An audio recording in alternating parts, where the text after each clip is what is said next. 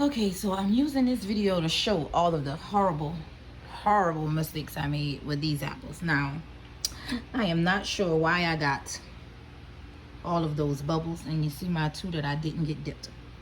I'm not sure why I got so many bubbles, because I did clean the apples and I did hold them for 48 hours. On these, my sticks were coming out, so I couldn't quite spin the apples like I wanted to, and I was running out of candy, so I didn't get them completely covered, and I made the monstrosity of the mess covering them. And also because I couldn't spin them and I was losing the sticks, I couldn't let the candy drain off of them and scrape my bottoms because my sticks were falling out.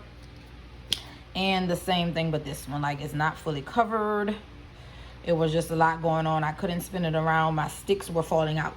So this time around, I did a few things wrong. I got a bubble. Can you see it?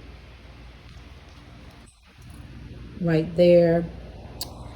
And overall, the rest of them were not bad. Now, I'll tell you what I don't like about these sticks. Because it pierces such a large hole into the tops, and you can't get the sticks like flush like the round ones.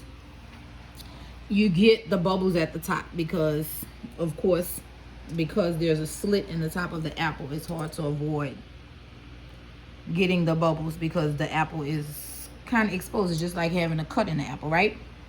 So I don't care for these popsicle sticks, but it was last minute and I didn't want to go to the store. This is for my family, so I wasn't like overly concerned with the presentation. I just wanted them to have the apples, taste them, and enjoy them, right?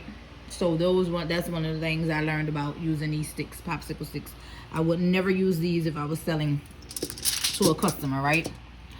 And then I also learned not to shorten my not to lessen my measurements and my ingredients, even though I think I'm going to have too much candy. Because had I did the 641, I would have had enough to cover all of my apples, and I would have had candy left over. I also screwed up because I left my apples in the cleaning solution longer than I should have, and so that may have also caused like the bubbles, because the skin on the apple are now a lot thinner than what they would have been.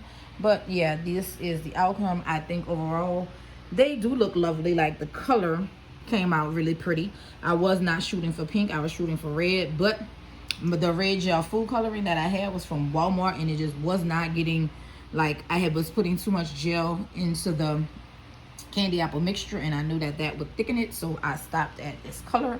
But yeah, I learned a few things overall, and I'm just getting prepared for when I want to go out into the world and sell my apples. My first batch came out much better than this. I did them with all of the bling sticks, and I followed all of the instructions to a T. So do not make any adjustments when you have already been given the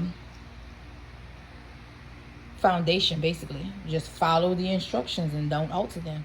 That's what I learned today. Thanks for watching.